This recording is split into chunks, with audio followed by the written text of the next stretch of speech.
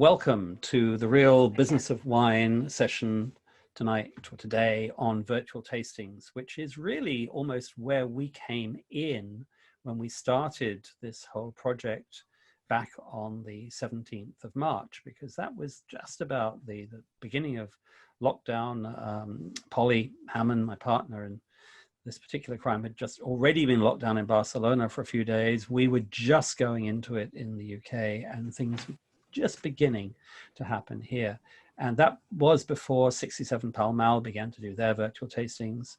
Soma Jennings, who worked with us on our very first session, was moving towards starting her online tastings, which we'll hear more about. Josh Dunning, word on the grapevine, had been doing virtual tastings for quite some time on Instagram. And one of the things that we're going to look at is partly the quality and the nature of virtual tastings, partly what makes them good and bad, and how does the platform really, whether it's Instagram, whether it's YouTube, whether it's doing it through Facebook or whatever, how does that actually affect what happens? How commercial should they be? Are they? And how do they work? And what I'd like to do is to throw the ball. We're going to lose Soma, I think, at about halfway through the session. So I'm going to bring her on quite early. But I'd like to really throw the ball initially at Amber, because you essentially raised a challenge to the sector of virtual tastings, which wasn't really a sector really a few weeks ago. So tell us where you see it, from where you saw it then and where you see it today. Well, I mean, like everybody, when you're locked down and looking for things to do, online was a good avenue. And I just ferociously consumed just about any type of, virtual tasting I could find, Instagram Live, Facebook, Zoom. And after a day or two, I started getting a little bored with them, because there was quite a few events that were, just basically the winemaker talking about the wine that they have, the vineyards, and just literally like sitting next to a barrel or sitting in the tasting room, just talking as if it was in the tasting room. And I'm sitting there at home. I don't have the wine. I vaguely was interested in hearing about the winery, but there was nothing there to continue to hold my interest. And then I just saw that repeatedly over and over again. And that was when I kind of snapped and wrote my post of, you have the best intention. I understand you want to get sales. You want people to be drinking your wine at home and listening to you talk and try to mimic that tasting room experience you don't have anymore, but you're losing so many people. So I should have really introduced you properly at the beginning, Amber, because I didn't. I'm assuming everyone knows who you are. Mm-hmm. You have been a blogger. You can tell me how long you've been doing, but your Spit Bucket blog has been and has grown in visibility a lot in recent times. You're based in Paris, but I don't think you're French, despite your at least part of your name. So from you're a communicator in wine, in words on the screen, effectively. How do you see, do you see the whole business of sitting in front of a camera with a glass and a bottle as being a competitor to what you do? That's a good question. Yes and no. I think the format, like Josh does some fantastic Instagram live tastings with as a communicator and blogger. I think that is a really good format. But I think what communicators are trying to do is fundamentally different than what wineries are trying to do. Mm-hmm. Wineries are trying to sell product. We're trying to sell, ourselves and our knowledge. There are a lot of things that wineries could adapt from that in terms of selling their brand, selling their personality. But in the beginning, it kind of starts off in a different path. But that's slightly more complicated, because there's the totally independent voice, which is what I think you, Josh, would describe yourself as being. You're tasting wines which you like or you don't like. You don't have a commercial axe to grind. We've got wineries, which you were talking about, Amber. Then you've got the 67 Pall Malls, which, if you like, have a winemaker. he obviously would like to sell his wines, but it's not a winery doing it in its own tasting room, as it were. And then, of course, we've got what Soma and the last of our panelists, who I didn't introduce because she hadn't just arrived, Amelia Singer, who I haven't seen for ages in real life, but I've known for a long time, who is in Los Angeles, yes, California? Yes, yeah, lockdown in LA, yes. And Amelia, who a lot of you will know from the wine show. We've seen Joe Fattorini quite a lot on here over the last few weeks. And Joe, of course, has been doing virtual tastings as well. And he's been doing it on behalf of, in a way, or with retailers, independent UK retailers. And you and Soma have been working as well on an unashamedly commercial sense, where you are showing wines that you would like people to actually like enough to buy, I think. Is that correct? Amelia? So, sorry, it's just like, yeah, I mean, it's funny how you say unashamedly. Like, I think it's, yes, we do say we love people to taste along, but actually it is really bringing an experience as well as the commerce together. We're inviting masters of wines to come on. We're inviting winemakers to come on. And we're getting people to try things they wouldn't normally do, but people can still just get involved with an hours-long conversation and interaction and effectively, yeah, it is not a masterclass, but an interesting, engaging webinar for free. And Soma and I aren't making any money from it. I also do virtual tastings in LA every week on a Saturday, supporting different, I try and support different local businesses. Lots of my friends, obviously, if they have restaurants or wine bars, they've had to shut that down, but they're still doing curbside pickups, they're still doing deliveries. So I try and, every few weeks, I try and change it up, but I also am trying to spread awareness. So this week I'm having a virtual live tasting. I normally do Zoom masterclasses, but I'm actually doing Instagram live tasting with Andrea Molyneux, because I really want to use actually my platform to spread awareness what's going on in South Africa. South African wine is not, it's actually a kind of threefold thing. It's actually getting Americans to actually understand South African wine, because it's not very well understood over here. It's allowing Andrea to also be able to speak directly and tell her story, and she's Californian, so she feels very much attached to that market, but also it's letting, again, it's not trying to sound patronizing, but letting people know what's going on in South Africa in general, because actually the way that South Africa is covered in the media here, I'm not sure if it's different in the UK, like no one really knows what's been going on up there. So for me, is it purely commercial? No, of course you want people to taste, but then there's so much more behind it. It's the people, it's the culture, it's letting people be like really using wine as a lens to see the world, and like people getting excited and trying new things and seeing the people behind it, and connecting people from all around the world. Like this, I'm doing on Instagram Live because people can tune in from South Africa at 9 p.m. They can tune in from the UK 8 p.m.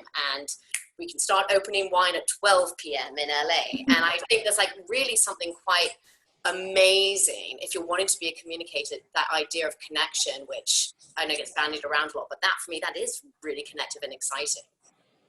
Thanks. Well, Josh, that mention of Instagram moves me straight across to you, because Instagram has really been your platform. Talk me through a little bit about how you got into that and how you've built your whole Instagram tasting program. Yeah, I mean, I think for me, through Instagram, the way I've built my Instagram is the way I've seen the most successful sort of tastings and online events go. And I think that's through engagement and through really picking up that, you know, that chance to sort of have dialogue with not only the consumer, but somebody who maybe is just on the fringe of being, you know, more interested in wine. That's an opportunity to sort of tell them a story and to drop them a little tidbit of information, which is interesting not only to the wine lover, but interested to someone who's maybe traveling and may think to pop into a vineyard on a visit somewhere. I've tried to never focus on just the wine and tried to focus more on the story of the people behind the wine. The winery itself is always a very interesting, you know, point of conversation. But the main thing for me has always been, to never focus on the wine and to more focus about what I think engages me and engages other people. And I think that tends to be, you know, history, culture, family, you know, little bits of interesting information. Now, do you know, in terms of, I mean, somebody once very snarkily said about a wine magazine that it was, read by people who love reading about wine but never buy wine, or certainly never buy the kinds of wines that they love to read about. And I used to work for a publishing house that used to publish car magazines, and the joke was how many people love to buy magazines full of Ferraris and Maseratis, which they never were going to buy. Do you have any feedback on the link between what you do, which is, as you said, non-commercial, and how people go and behave? I mean, how many people are buying the wines before your events? Are they buying them afterwards, or are they buying them at all? Yeah, it's an interesting question. I've certainly found as I've grown the Instagram that the feedback I get is that people do go and buy the wines, but that tends to be more about when I tell a story about a wine. So recently, when the coronavirus lockdown came into place, I started working with a merchant down in London, and we started telling stories about different wineries that he sold wine for, and we got some great feedback from people who didn't know bits of information about regions and producers, and they went and bought the wines from him. But a really fantastic example of online tastings, going to your point of buying wines, has been by a guy called Elliot Aywin.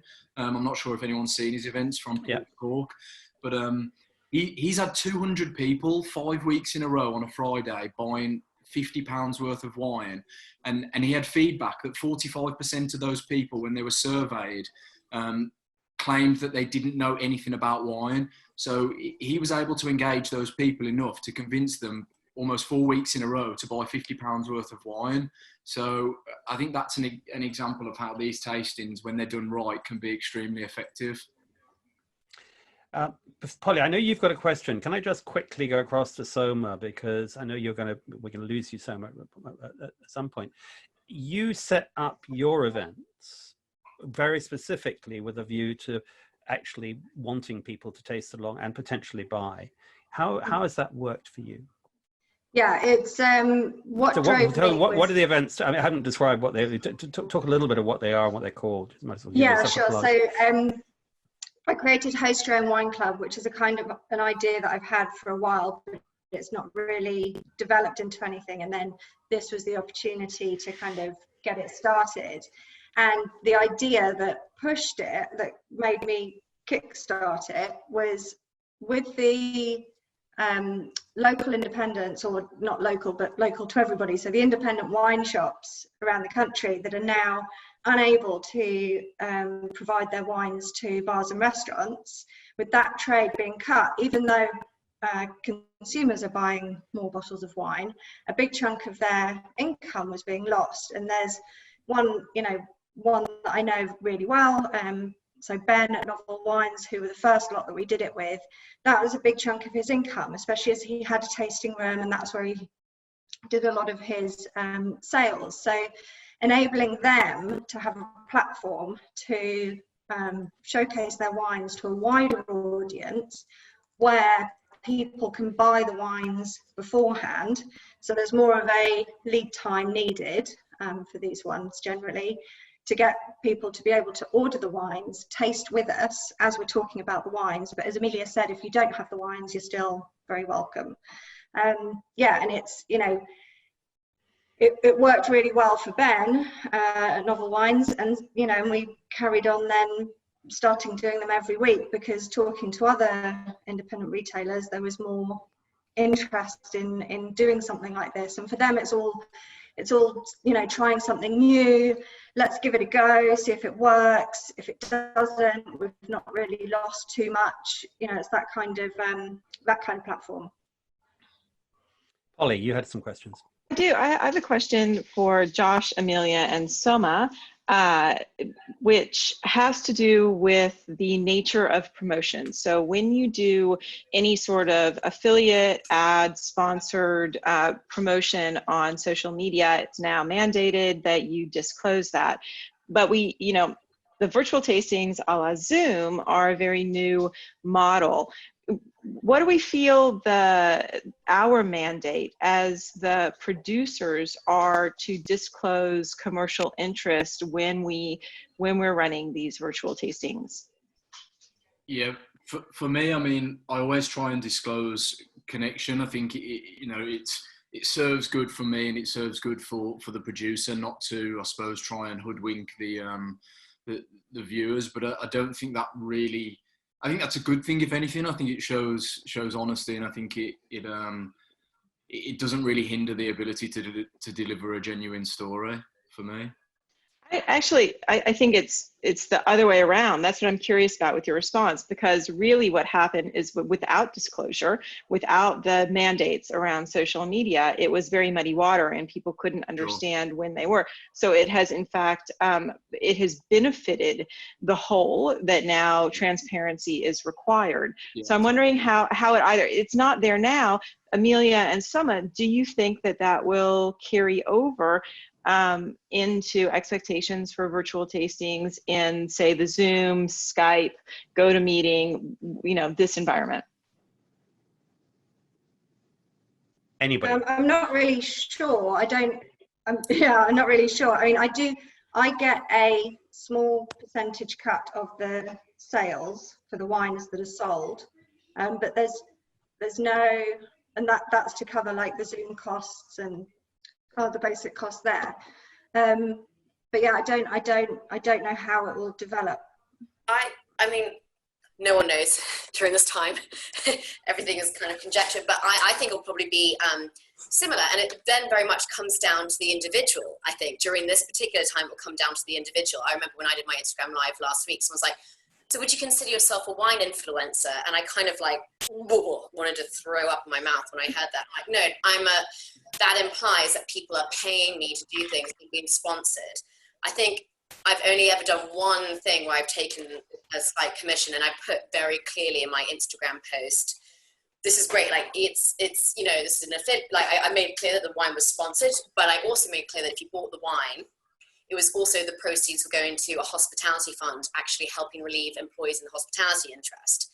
So I think, again, particularly when people are trying to adjust and trying to work out what the rules and regulations and how do you regulate such a space, I think it's just going to be personal brands and their personal philosophy. And if you're someone who, and I made it very clear, I'm someone who I want to empower, I want to make wine more accessible, I'm not pushing, and I still want to be able to sleep at night.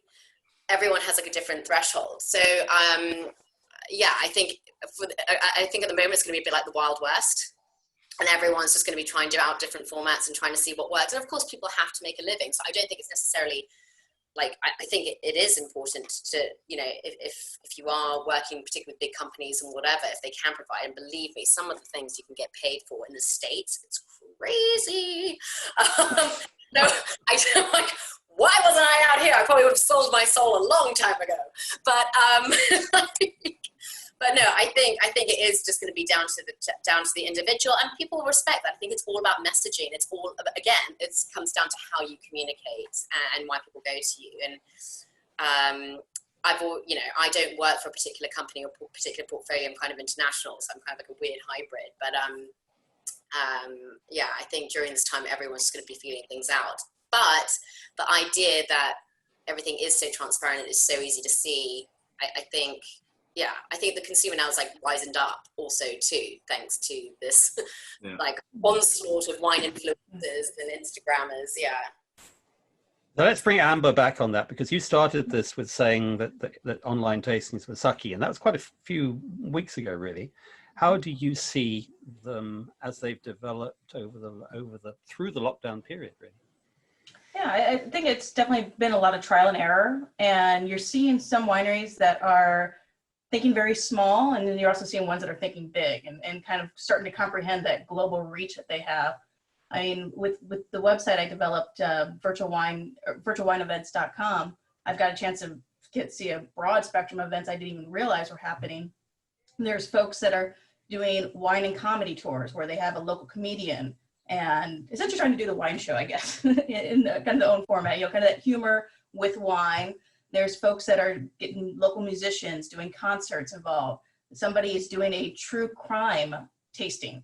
They're featuring their wine. They're a Pinot Noir producer, so they're encouraging people to get bottles of their Pinot. But I guess the owner or winemaker really likes true crime stories, and so they're going to try to solve a crime there while tasting wine, and that's just brilliant. I mean, it's I'm doing a wine and hip hop tasting next week. Yep, it's on a wine and hip hop podcast. There's yoga events, the painting, cooking classes. I mean, people are trying to make this fun and engaging. And what's wonderful about that is even if I don't know your wine and I don't have your wine in front of me, I'm getting something out of it. I'm being entertained, and it's making me intrigued to want to find out more about your wine.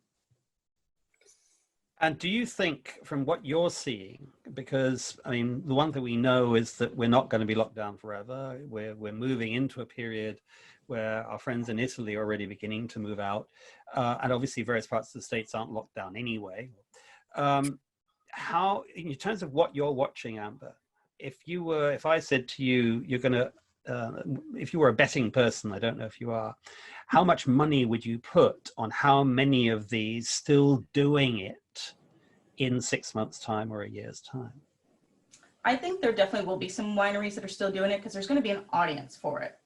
We are getting used to, as consumers, having digital being more intertwined with our lives. I mean, yes, we are all cannot wait to get out of our house and just go do something. But that's going to eventually, the novelty of getting out is going to wear off too. And we're going to like some of the conveniences that we got used to during lockdown with having things delivered, not having to put on our pants. I mean, now to go visit a winery, I got to put on my pants versus going to, Instagram Live or Facebook. Compelling. That's value. That's not going to completely go away. Zoom's not going to disappear. Instagram Live, Facebook Live, they're not going to disappear. And the more people get comfortable with these, the more those habits are going to get ingrained. We're going to still incorporate the outside world in life and, visit wineries, restaurants, cafes, but we're going to be doing more of this digital online too as well. Doesn't that, Josh, so quickly, Josh, doesn't that throw a challenge at you? Because I'm not sure that you're doing true crime or yoga as part of what you're offering. Do you feel that you might have to broaden your Instagram offering? Yeah, I mean, Amber raised some great points in that post. We're very much in the very early phases of testing the water in terms of digital in wine, and I've done some online tastings on Instagram where they've been a total flop, and I've tried to focus on things that I really like, and they just haven't worked, and it hasn't been good. And I think for me that's actually been a really positive thing. So I figured out where I need to take my offering.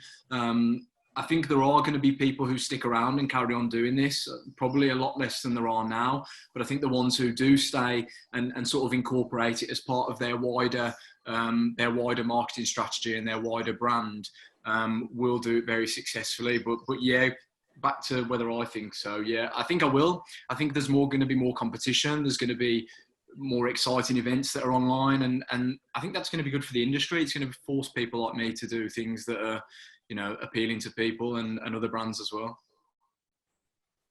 So I have a question that anyone can answer, but I'm going to start with Amber, because Amber, you're helping people understand analytics on Twitter this week. You're showing screenshots of what click-throughs mean, and your wife is helping you explain it. And this is huge for wineries who have felt very disconnected from the analytics of visitors in traditional media.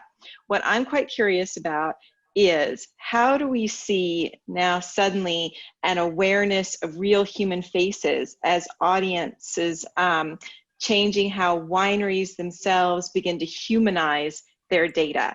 So I'm going to go Amber first, and then let all of you, because this applies to anyone who's running a program right now. So admittedly, I'm probably not the best for that because my wife is the one that understands the analytics. Go get her. No. With that. Yeah, I think she's downstairs working with that. She's actually working on the virtual wine events site right now because we're getting a lot of feedback. But the thing that shocked me that I learned about and was trying to talk about on there was the page reads. When people get to a site and start clicking on different things, because the site's only been up for a couple days and we're nearing 100,000 page reads.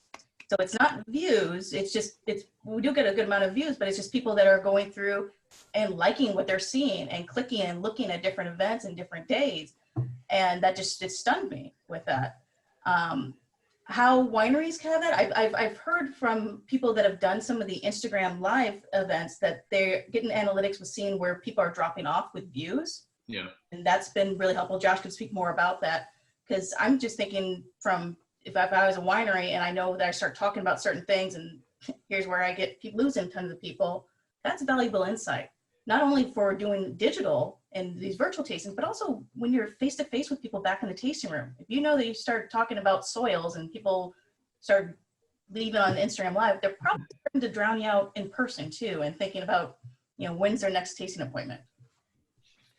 We're going to losing Soma, so I'm going to say bye-bye, Soma, and thank you for being here. Thank you, And Soma. Amelia, you still with us for a few more Californian minutes? Yeah. Thank you.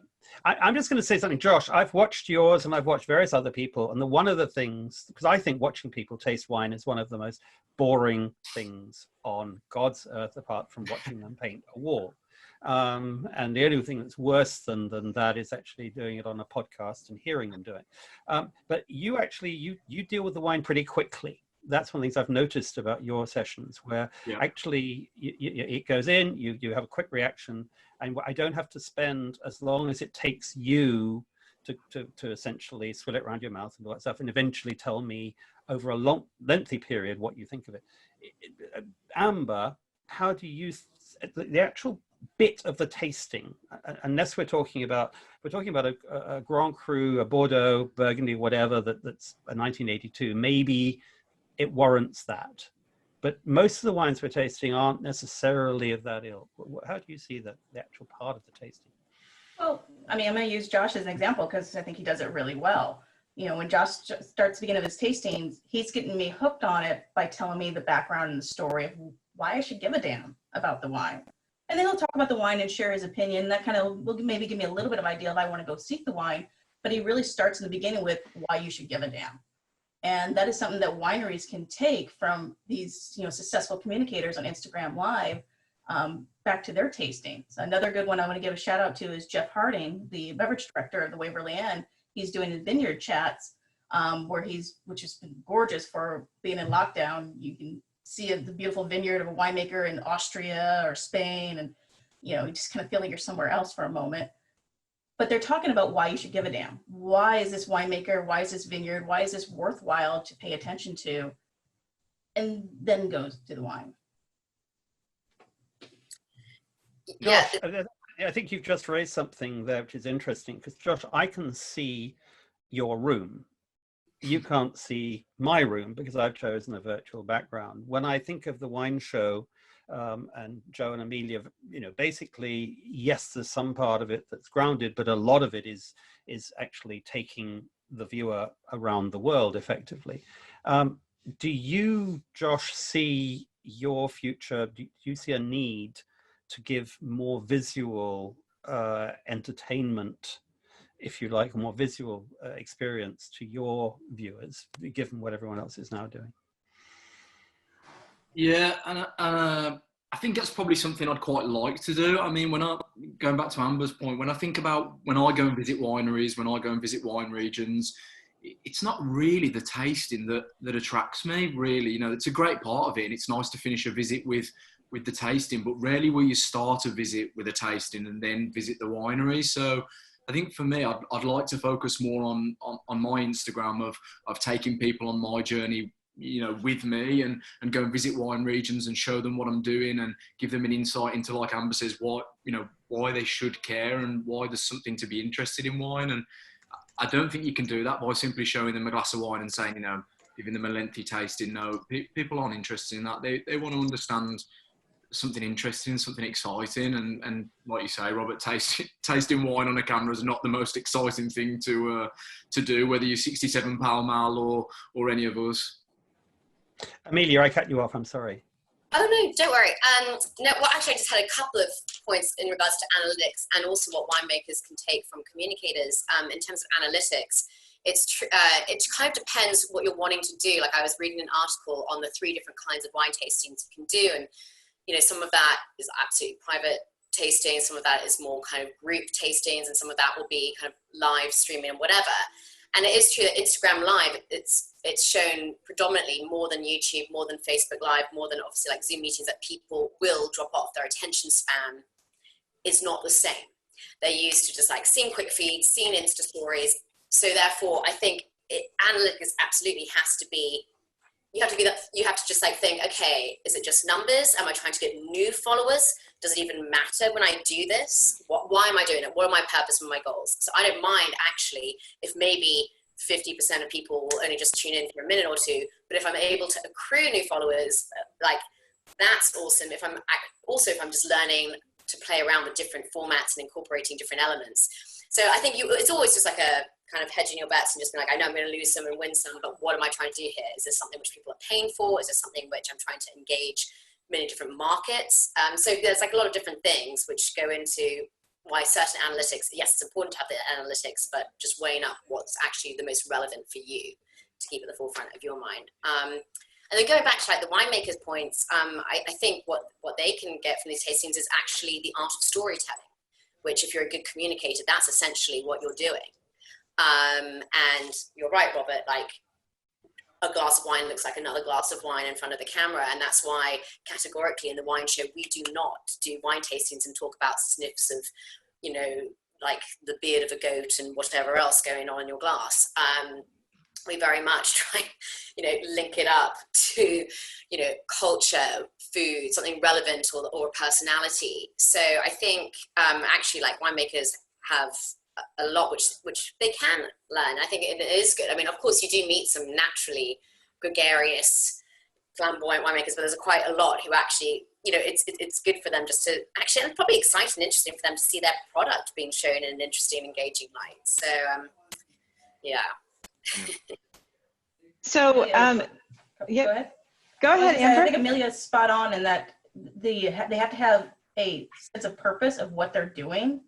So many virtual tastings feel like they don't have any clue of why they're doing it. Yeah, the purpose. Or a very small goal of, okay, we want to hopefully sell some bottles, you know, which is an important goal, but it's a small goal versus, you know, am I doing it for retention, you know, to make sure my existing customers still feel engaged? Am I doing it for acquisitions to try to bring new people?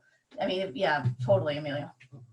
So one of the things that we said last year before lockdown happened and digital was becoming normal for wine is that you also have to have a great willingness to forgive yourself, because when you first start, you're gonna cringe, you know, it's just terrible. And there's so much, surprisingly, that we can learn from, in my case, my teenagers who have grown up in a YouTube era and they understand scripting and cadence and rhetoric and visuals.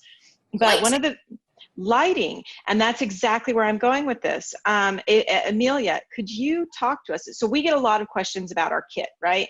Can you talk to us a little bit about the actual production of wine tasting? I think that people are lost. They don't know how to spend, where to invest.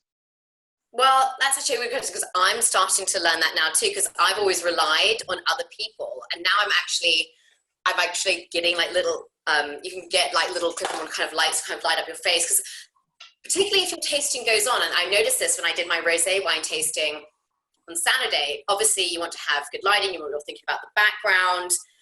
If you're presenting bottles, you want to make sure that they can see the labels, you know, everything, you know. What you could also do if you want to is project your logo. I'm going to start projecting my logo in the background. So it's almost like you make like a set. So if you're going to be talking about wine, and also people are just quite frankly curious. I was listening to a podcast interview where they're like, actually, you know, I've attended all these Zoom meetings, but it always takes me a while to acclimatize and listen to the conversation because I'm just so intrigued by everyone's interiors, because it says a lot about them. And so, you know, you always can think of it as, okay, cool, like what do I want them to see? Like, and I had it in my kitchen last week, so, and I made all these like different canapes to go with the rosé. So you want to make sure that you set up your computer so that they can see the wine, they can see the food. And I was like, this is perfect lighting. But also, little cheeky trick, there's a filter on your Zoom meeting to actually make you look better. Mm-hmm. I use it. Amelia, this is. I look worse, even worse than this. I've just come from like working out, but I'm like, it's great. Like my forehead is all smooth and unblemished. So you know, there's like tricks of the trade, but then you have to think how lighting changes, particularly if my tasting started at 5 p.m. and it went on. I always say it's going to be an hour and a half, and we have a very interactive now, pretty regular group. So it went on for 2 hours, and of course that lighting immediately changed. And my neighbors actually work in production, and they were the ones who told me, Amelia, you need to get your lighting sorted. So now I already know that I'm going to probably put up like a little light just like behind me and at a certain, like you can judge from the screen, when do I turn that on, just to have like a little bit of soft lighting to still keep the light going on the wine bottles and that kind of thing. I think also I am filming a pilot using Zoom in about a week or so, and they did send us these hi-fi sports headphones, which I think if you really want to have absolute clarity in your diction things, you can invest in those if you're worried about filming and doing podcasts. They sent me that, and they sent me the little clip-on light. So I know that definitely for pilots and stuff, that's what people are sending out. But I think the things which definitely you have to think about are visually, like, can you put in a logo? Do you have a cap? Like Gary Vaynerchuk, Wine Library, always having that American football helmet as his spittoon. I think like having something like very simple like that, like which can just be your trademark or a little fun thing, which like that's what you're known for. That's really, that's a really, like that's where you can really show your personality. But I think what you're just doing now, and I know that Polly, you've just got a question coming, but I think the crucial thing is what you've just been doing, and it's what Gary did. And Gary didn't actually do it when he first started. The first Vaynerchuk clips were dull as anything. I think it is the enthusiasm, and you do it, Josh, when you're actually, when you're presenting, there is a lot of you that's coming across. But Polly, you had a question, a follow-up. Well, just following on to this, because always the next question that we get by email is, so what did it cost? And I know that so I'm in travel guerrilla version of this right now. So I have a full kit at home, and now I have a travel kit, and I can talk about the thousands of dollars that Five Forest has invested in full kits for production. That's not what everyone has. So maybe, Josh, I could pass this question to you and say, where are the best places to invest? You don't have to give dollar amounts, but if you can maybe give us some guidelines on getting started. When do you invest more? When are you good to go? Yeah, for sure. It's an interesting point, because from some of the first videos I did, I actually had feedback from people that that the audio wasn't very good, that the lighting and the positioning of where I was sitting wasn't very good.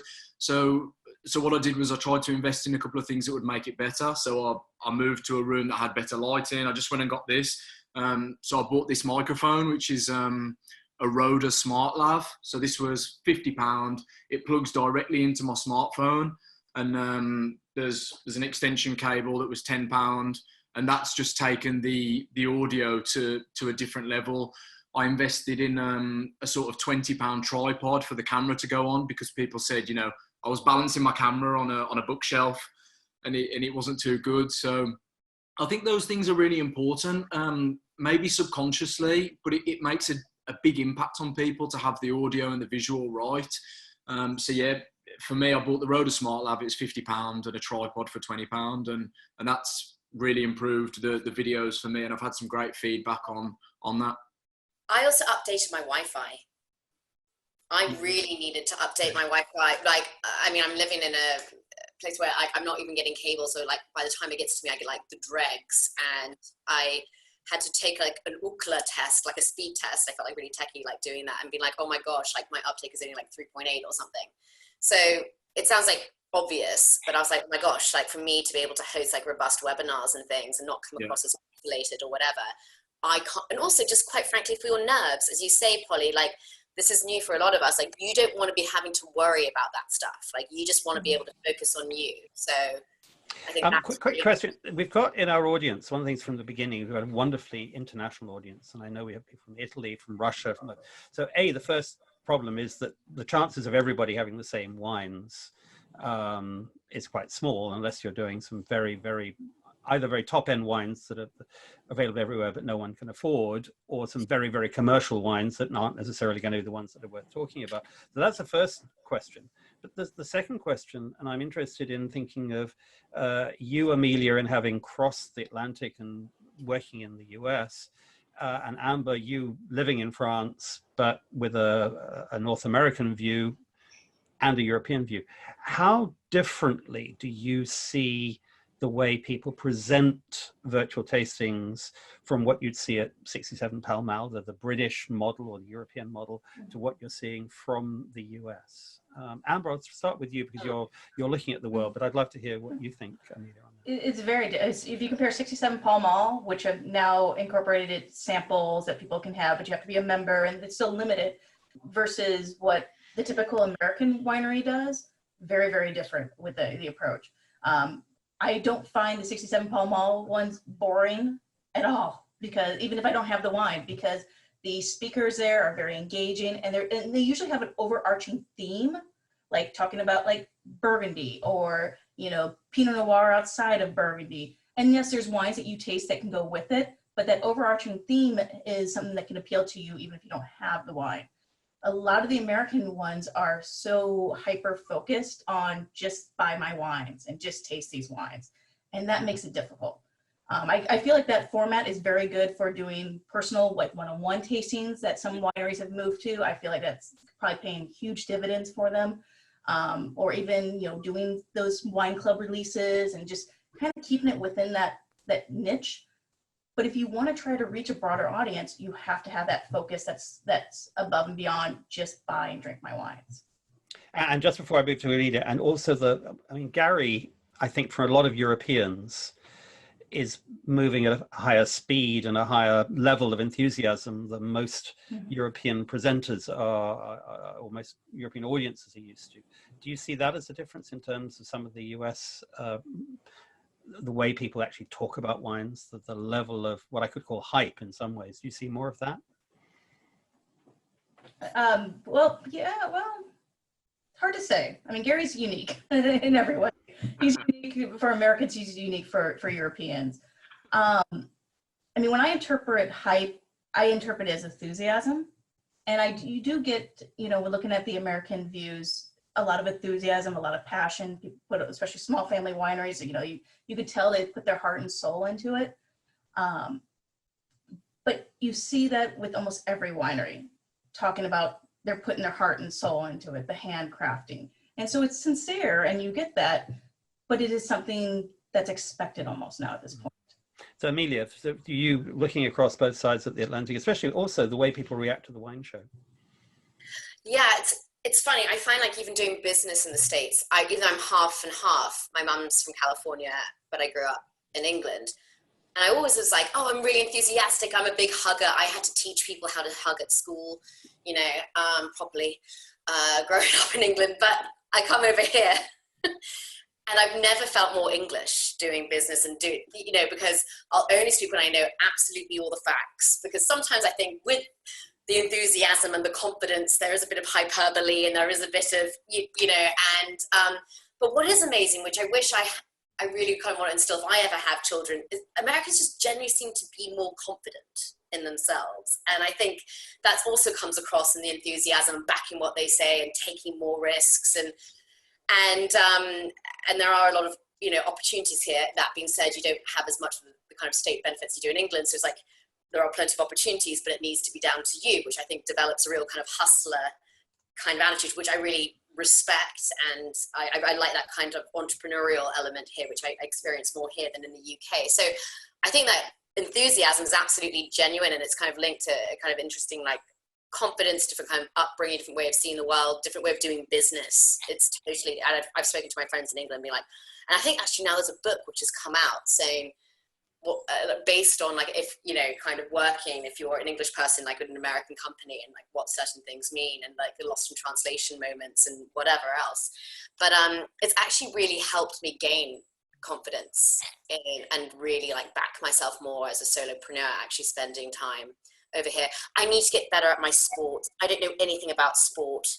And I'm suddenly like, oh my God, I need to have a team to support, because quite a lot is like, sports is like a big thing here. It's like something which unites such a big country. You suddenly realize why sports are so important. And Gary Vaynerchuk and the Jets, you know, that's why he wanted to make money. It was so he could own the Jets. And you're suddenly like, oh, I get now why. Like, for such a big company, that is like a very unifying thing. So that's like definitely something I have, noticed. But it's been really interesting. I've noticed since coming back and doing business meetings in the UK, what I've taken from my time in the States. It's been Thanks good. for that. I'm going to come back to the tasting point. So Angela Lloyd from South Africa has got a very, I think, a relevant question, which is obviously relevant to what we're doing this evening. Angela, go ahead with your interaction question. Angela, are you there? Can we hear you, Angela? If you're not, I'm going to ask you a question for you. I think I am. Go ahead, Angela. Just about the interaction between you giving a tasting and the people who are listening to you actually being able to ask questions to go along and feel they're part of the whole thing. So often tastings are just the person delivering them speaking, but I think the whole point of this communication via Zoom or whatever is to be able to interact, to give the people listening the chance to ask questions and to feel part of the whole thing, which will encourage them to buy the wine or feel part of it. Yeah, I think that's an interesting question. I think I saw it pop up in the chat and I wrote it down on my notebook about interaction with viewers.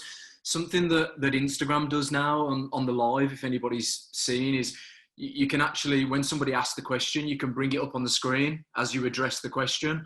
And I think that's super important point. I think it's on the person hosting that tasting to look at those questions as they're going through and try and incorporate them at the right time to bring people's questions in and make them feel like actually they're developing the conversation as it's going on. So we're talking about something that interests Angela, for example, and she asks a question. So I make sure that I incorporate it in and get others to comment. I think it's such a unique opportunity for us and for winemakers to actually get in conversation with the people that are listening to us and the people that we want to listen to us. So I think to not capitalize on that and involve their questions and build them in is foolish.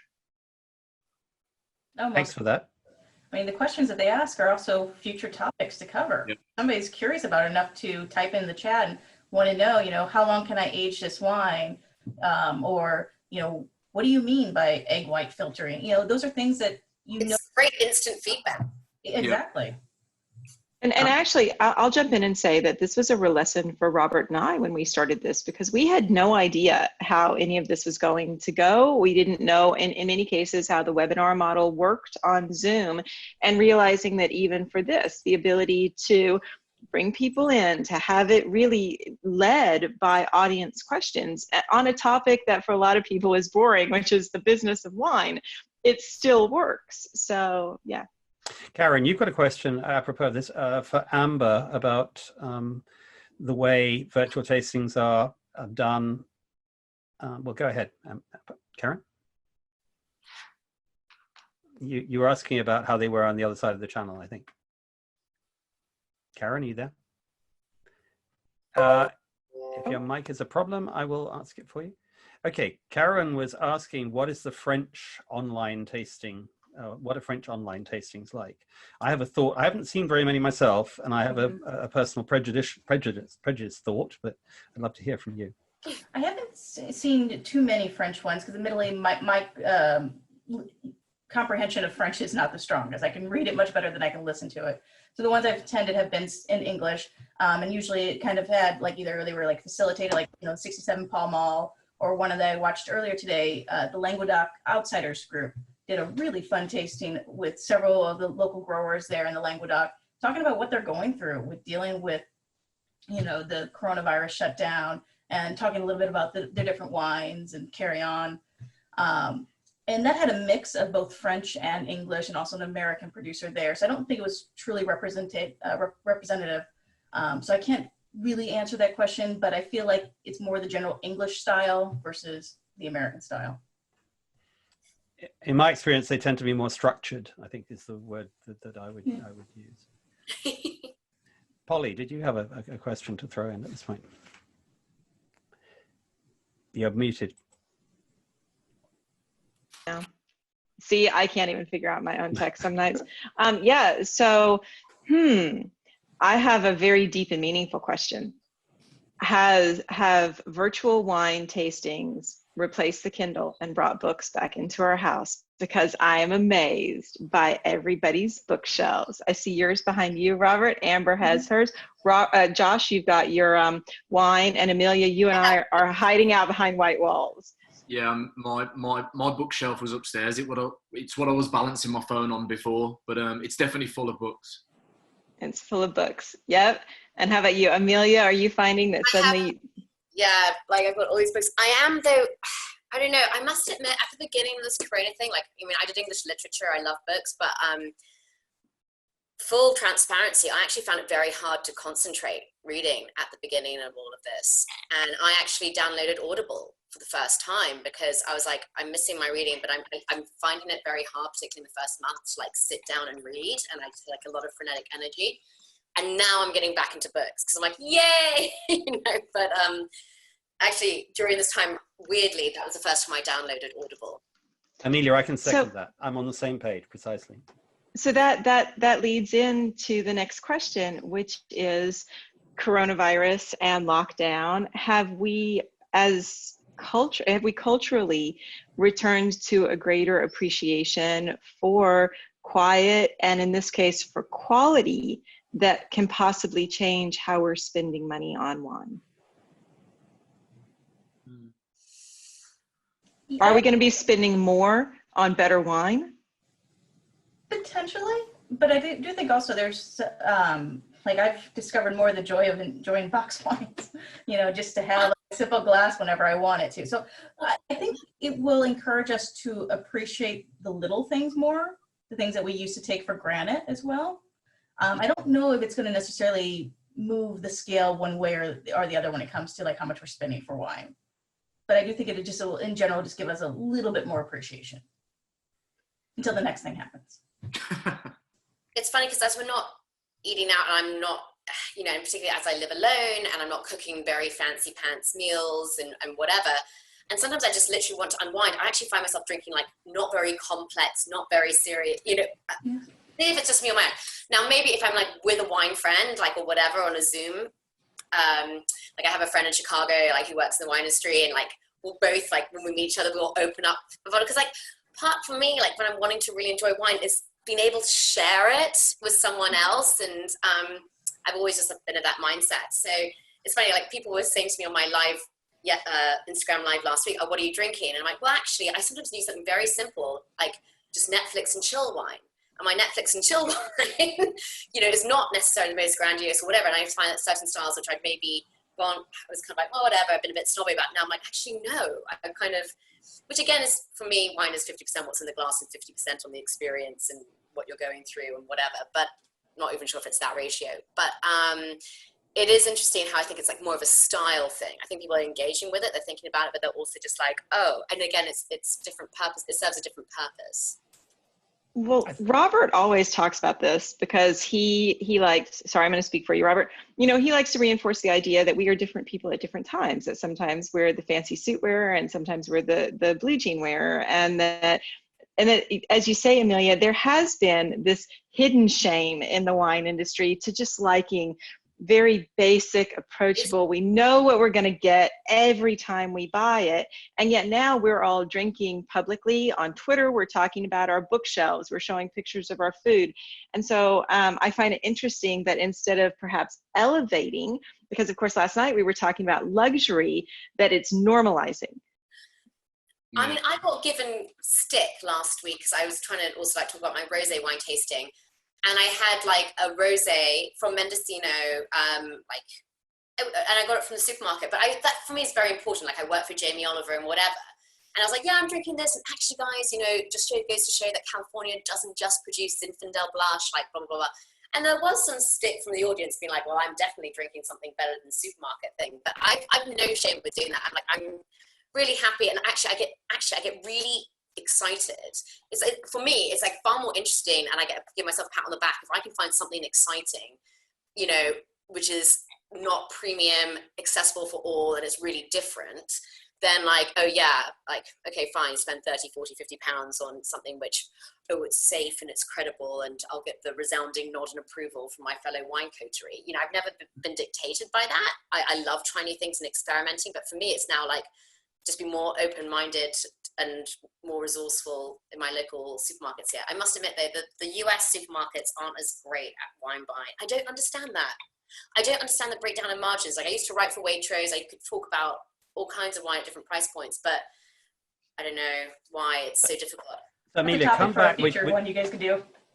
Sorry? Supermarket. That's a topic for a future real business. And Yeah, We're going to do that. We're going Yeah. to look at, come back, Amelia, and we're going to talk about supermarkets in different places. One of the things I would say, chip in just in terms of what you've been saying, during the first 2 or 3 weeks of the lockdown, certainly in the UK, I got the feeling that this was kind of the end of the world coming. And people were saying, tonight my lockdown wine is. And I was just seeing this sort of acceleration towards Tignanello and Leapt and Petrus as we were heading towards the end of the emptying the cellar of all the great bottles. I think we've probably come through that now. I think maybe people are sort of now beginning to realize that it's going to go on longer. I think your point, Amelia, about the fact that we're not going to restaurants as much, and we may not be going to restaurants as much, which is tragic. And I'm glad you're doing charitable efforts for, and particularly in the US, where the service staff need help in a way that more than anywhere else. But there is going to be a knock-on in terms of what we do in our own homes. Maybe we're going to be drinking the wines at home that we would have been drinking in restaurants, who's to say. We are 3 minutes off the end, and I think it's been a really great session tonight. I love the way the conversation has flowed. Amber, I'm going to come back to you because, again, as I said, you started this. If you had to go and actually write a recipe for the online virtual tasting, maybe 2 or 3, that you'd love somebody to do, and you just post it on the wall now and saying, hey, Josh, Amelia, somebody, this is what I, Amber, would love to have exist. Okay.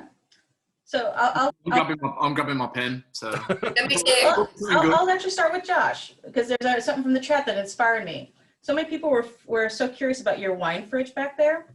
I would love to see you do an Instagram live where you just go through your fridge and cellar, talking with people, and have your viewers select which wine you open up.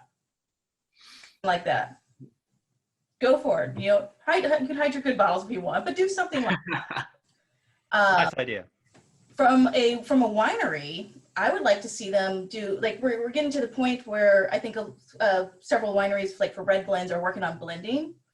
Take us behind the scenes with doing blend versus, you know, talking about a wine that you want people to be drinking now. You know, take us into your blending room. Take us to the parts of the winery that you usually would be afraid of taking guests because of liability insurance or OSHA rules. You know, because you don't have to worry about that virtually. They're home safe, and if they're drinking and tipsy, it's fine. But show them those kind of parts of the winery that you don't normally show your tasting room guests. So those would be my 2 biggest wish lists. Amelia, can you think of what you might like to do? Ooh. For me, I've always it gets overused, wine's more accessible. So what I'm going to be trying to do is actually, I did a lot of wine and art, wine and music, wine and literature tastings, and I really kind of want to try and bring that online because you get different kinds of audiences and you get people thinking about wine in a different way. So I'm going to be, not for gimmicky reasons, but I just love talking about wine in that kind of way and getting more people into it. And I think now it just seems crazy not to be capitalizing on this time for that. And Josh, apart from going down to your cellar with people getting you to open all your bottles of Petrus and Roumier Burgundy, can you think of anything that maybe something you couldn't do, maybe something you'd love somebody else with different I mean, facilities to do? Something I really want to see more of, I'm going back to Elliot Aywin, who I think is doing a fantastic job with the tastings that he's doing, is I'd really like to see people bring in those people who are just on the boundary of loving wine, people who drink it with their family and their friends, but they've got all these questions that they haven't been able to ask. They haven't maybe visited a winery. I'd love to see people with a wider reach work with brands that aren't perhaps in wine to really connect with those people and show them why we love wine in a more exciting way. And I think that's the opportunity we've got on the table now to capitalise on. We've just got to do it right. Well, that's what I mean by cross-dressing. I like to cross, you know, and I wasn't sure what you meant then. I wasn't sure what kind of Zoom that was going to be. Hey, drag queen reads stories. We can have a drag queen wine tasting. We can go. There's actually an amazing Australian drag queen who I would love. She loves wine, and I would, called Ruby. That would be my dream collab, but I'll let you guys know. If I've got to open my cellar, that's your challenge. And those were the best sound bites. Those are definitely going on to social media. Dragon wine. High five. So I think that's on our list. I have possibly Dragon committed. wine. I have maybe committed. Oh, absolutely. How? I don't know. How we fit it into the real business of wine, I'm not quite sure yet. I think I may have committed myself to Lorenzo Visconti that we might do a whole session on Pinot Grigio, which may well. I saw your face, Polly. It's wonderful. But I think we could do something that's quite fun. But I think what I love is, as I said, the flow here, and all of you. Thank you, Amber. Thank you, Josh. Thank you, Amelia. Thank you, Soma, who obviously isn't here, but for actually being here earlier, and Polly as ever. But I think can Polly make a closing remark? You can, and you're going to. I'm going to make a closing remark. I think this is really indicative of why some wine tasting works.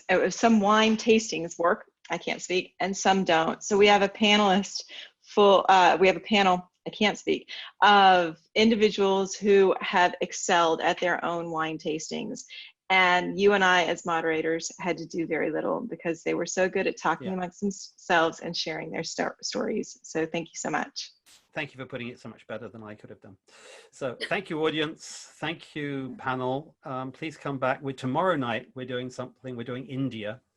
And India it's a nightmare, and it's fascinating. And the official drinking age goes from no alcohol at all in some states to 25 to 21 to 23 to 18.